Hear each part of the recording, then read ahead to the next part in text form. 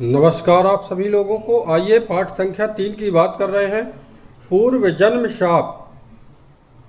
अब आपको बता दें कि हम हमेशा की तरह पाठ्यक्रम से दे रहे हैं, तो आप लोगों से निवेदन है कि इस पाठ को क्रम से देखिएगा ताकि जो है आपको लाभ मिल सके और आप सभी लोगों को जो है ये वीडियो पहुंचा सके। अब आपके मन में ये है कि ये छोटे छोटे जो है हम पाठ देंगे और आप इसको जो है क्रम से देखिएगा। जो भी श्लोक आएगा उसको हम छोड़ेंगे नहीं, क्रम बाई क्रम श्लोक के हम जो है व्याख्या करेंगे। और आपके पत्रिका में भी इस प्रकार की परेशानी होती है कि हमारे पितृ दोष बताया गया है, तो सिर्फ एक संयोग होता है कि राहु मंगल के साथ है, सूर्य मंगल के साथ है, या तो राहु के साथ सूर्य है, चंद्रमा के साथ राहु है। तो इस प्रकार के जो है अगर आपके पत्रिका में होगी तो पितृ दोष बताया जाएगा। आप लोग पहले पाठ में ही देखिए कि 8 प्रकार के दोषों के विवरण हुए हैं कि 8 प्रकार का दोष होगा। अब इसमें बताएंगे कि हमारे पितरों से प्राप्त ये जो है 8 प्रकार के दोष हैं। पितृ स्थान और 5वां स्थान को कहते हैं हम पितृ दोष। अब इसमें श्लोक है होरा पराशर का, तो देखिए सबसे पहला श्लोक हम पढ़ रहे हैं, पुत्र स्थान गते राहु। अब इसमें कह रहा है पुत्र स्थान, पंचम भाव की बात हो रही है कि पंचम भाव में आपका राहु बैठा हो। कुजेन चा निरीक्षते, और कुजेन कहते हैं मंगल को कि वह कहीं से भी देख रहा हो। तो कहाँ से? अगर दूसरे भाव में बैठा है तो चौथे दृष्टि से देखेगा, 10वें भाव में बैठा है तो अष्टम दृष्टि से देख रहा है, और 11वें में बैठा है तो जो है 7वीं दृष्टि से देख रहा है।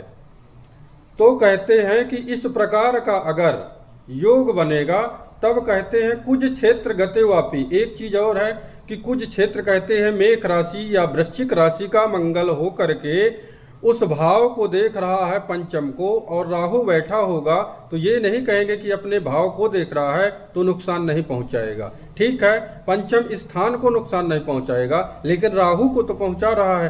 तो इसी प्रकार कहा गया है कि कुजे गते वापी शर 7 यानी कि सर्प 7 सुतच्छया। इस प्रकार में सर्प साप यानी कि सर्प साप लगता है।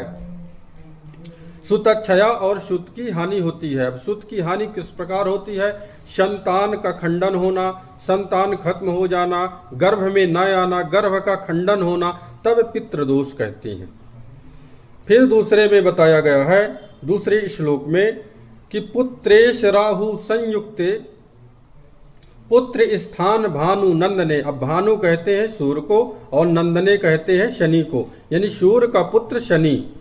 और कहाँ हो? पुत्रेश। पुत्रेश कहेंगे कि हमारे पंचम भाव में कोई भी, अगर मान लीजिए वृष लग्न की पत्रिका होगी तो वृष मिथुन कर्क सिंह कन्या, यहाँ पंचम में कन्या आएगा, और कन्या के राशि का स्वामी बुध जो है हमारा पंचमेश हो जाएगा। पुत्रेश उसी को बोलते हैं जो पंचम का स्वामी हो। तो ये श्लोक कह रहा है दूसरा कि पुत्रेश राहु संयुक्त, अब उसके साथ राहु युति हो।